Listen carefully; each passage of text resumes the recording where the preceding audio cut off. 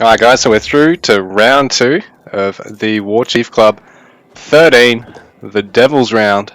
We've got Xoai on French in the blue trunks versus ISanych on French in the red trunks, and it looks like we're on Dry Arabia, is it? No, there's too many rocks. What map's this? I can't remember guys, you'll know. Actually it might be, because there's, yeah, it's quite open.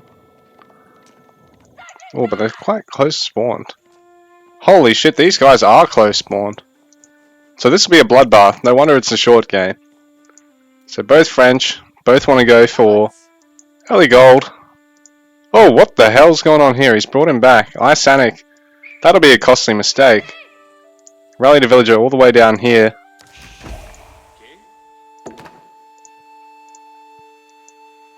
Who's that pop capped? Xoai, but the house is finished, so he's all good. Really, you could have one of these gatherers on the gold already. Actually, have one on the gold now. So early windmill. So he'll want to get access to the wheelbarrow tech, I imagine. Oh, actually, he's going to have to go off the sheep. So he's been a bit unlucky with his initial sheep find here, Xoai, but he should be okay. I mean, he sort of realised he was going to need the mill anyway.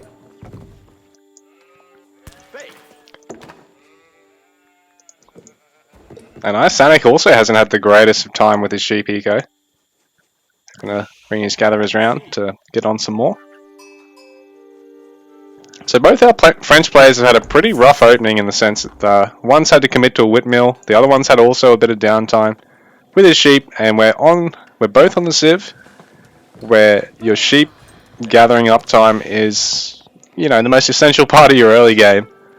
French are notorious for probably being the next most greedy Civ with scout play behind Rus. You know, if there's ever another Civ you're going to go up to 3 scouts on, I'd probably say it'd be French. Paradoxically, just because you need so much food early on, you want to spend as little as possible on upgrades aside from wheelbarrow early on, and even then, French players probably would choose to get wheelbarrow while they're aging up rather than before it, like say English or one of the civs that commits to an early mill, generally like Delhi, Abbasid, Chinese.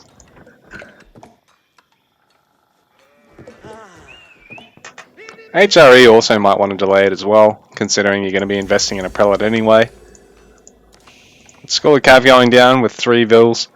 For ISanych, Xoai's isn't on the way yet, but I imagine he's going to go for that before he goes for windmill, because you really don't want to get caught with your pants down on a matchup like this.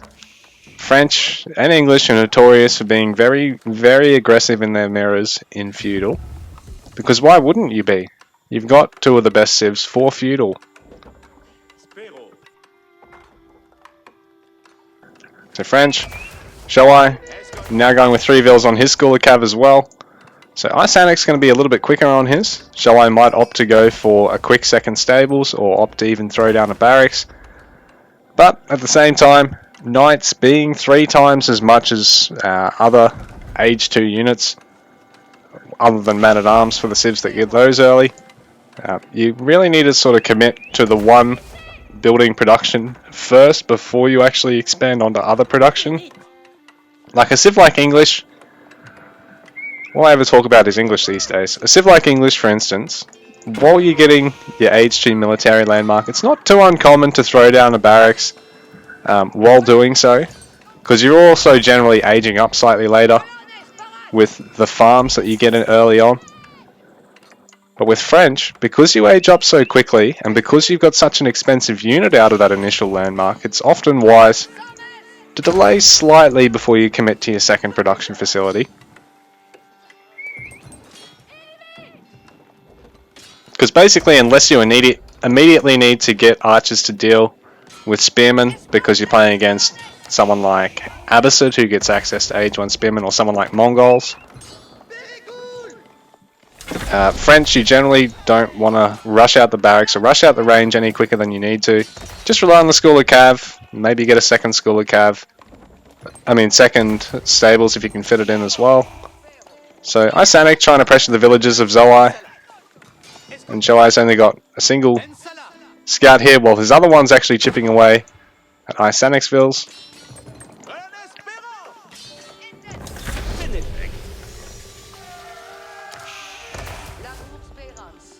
So there is going to be a knight on the way here for Xoai and ISanych.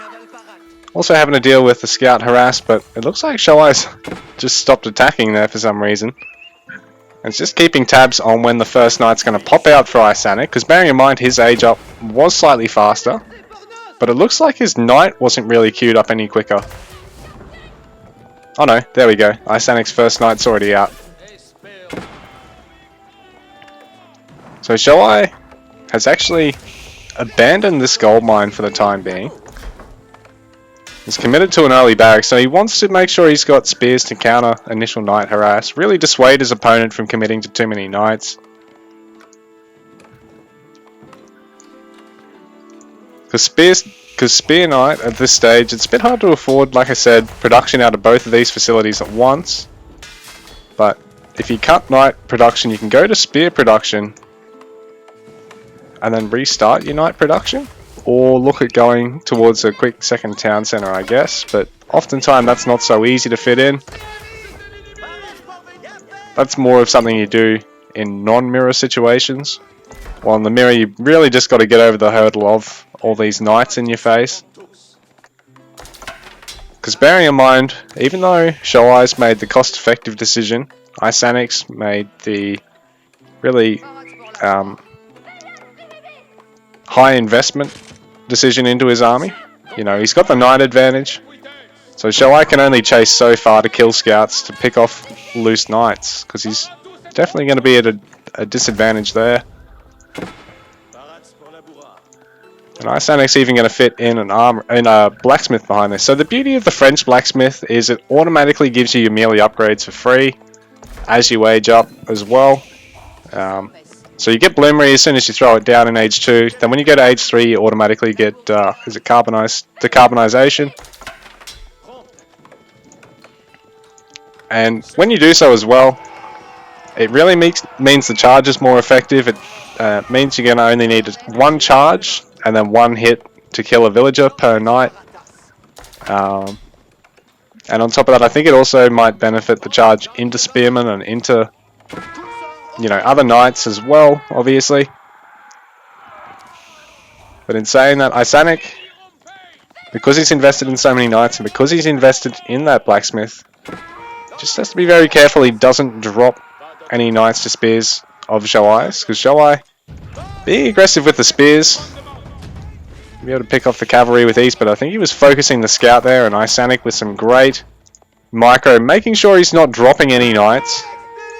Because the one thing you've got to make sure you do with this heavy investment in the knights, when you're up against a player who's making the spear knight opening investment work so well, just make sure you don't lose any knights prior to getting chivalry, just so you can regen all the low knights back in your own base. Like the spear knight player can't really push any further than this. Xoai is sort of relying on snaring a knight and killing it to get ahead here. But as we see, the spears can't quite tank town center fire like pure knight can. And this is really short rush distance, so I do like the fact that Xoai is trying to get on these resources while the momentum's his way. I mean, obviously this can really be a death knell for him if he loses a fight and then his opponent gets on this before he evacuates the villages. But if he clears this first, he's got other fallback food. While ISanych probably would want to get on these berries as well, because he also has fallback food. And that's a nice pick off there. What's that, a single spearman being sniped? So I mean, obviously it's only 80 resources, unlike a knight being singled out and killed, which is 240. But Xoai's actually managed to use his smaller knight count to try and harass his opponent, keep the pressure on, because bearing in mind he can commit to spears all around his base. He's actually going to go for the second town center now, which is a little bit greedy, but ISaNic's already done the same. So both our players looking to try and play pretty greedy despite their close rush distance. In fact, Xoai's even using that to his advantage. He's going, well, I'll just put a forward town center down so I can just keep the villagers here, and if we ever fight here, it'll just act like a big tower or like an early keep.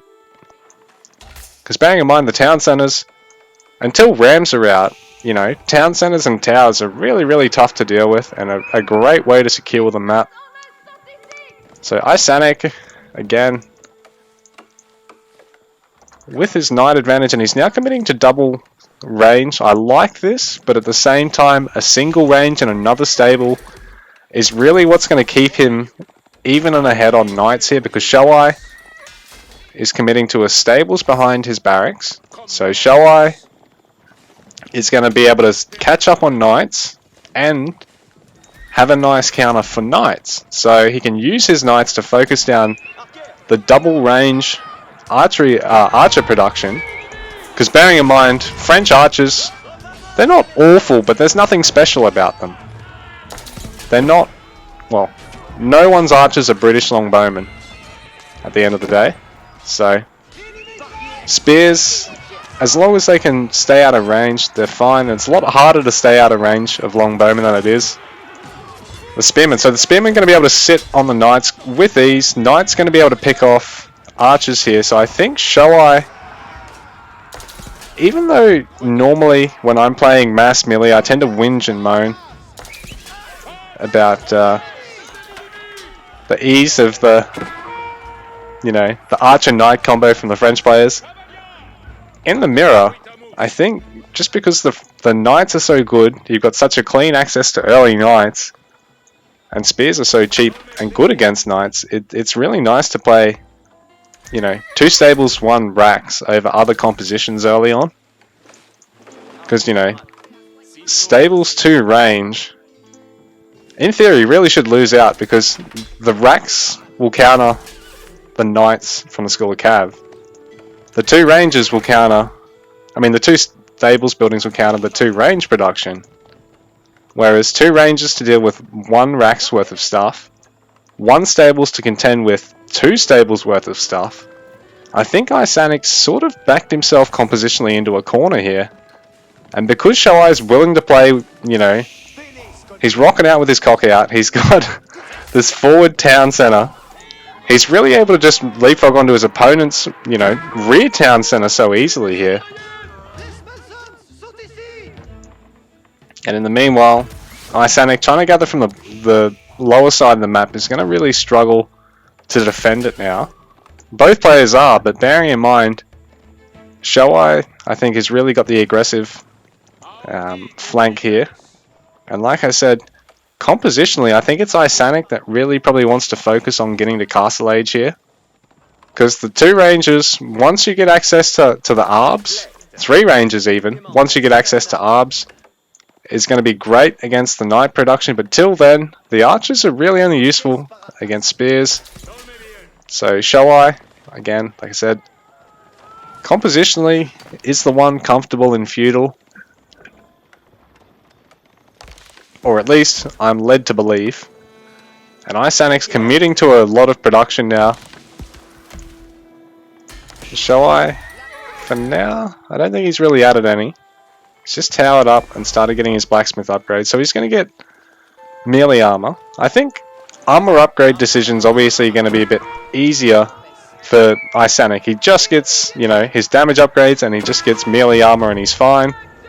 Xoai's got to get melee and then ranged armor, melee and then ranged armor, melee and then ranged armor, or vice versa, considering just how many bloody bowmen there are now. But 3 ranges for ISanych to deal with a single rack's worth of spears. Like, Xoai can really just add another stables here and just push and take castle behind it, I think. But this is a nice catch for ISanych, killing a couple of villages of Xoai's up there on the gold. Villager count wise, we've got 48 vills, 49 vills and 31 mil to Xoai. 64 Vils and 40 military to ISanych. So ISanych with the faster second town center and with a little bit more raiding here has built himself up a bit of a lead. So even though I think compositionally things are going to be difficult for him, like these bowmen, yeah, sure, they've got nice range damage, and ISanych has a pop lead because of them. But Xoai definitely has the melee engagement advantage. And so he's going to put that to use. He's going to be able to snipe outlying food. Actually, he's going to go for the wood here, I think, because that's all empty. Well, meanwhile, he's able to defend his own gold. So now that Xoai's got the cavalry advantage, he's really starting to win back all the map control. And yeah, with this forward TC, never really looked like he was too far behind on it anyway. So both these players gonna want to finally start transitioning to castle, but yeah, both of them starting to really bump up their gold gathering, especially Xoai there, and both of them trying to pressure one another's golds in the meantime. And ISanych even having to commit to spears, which is a nice addition because if he gets some snare off here, it can be deadly.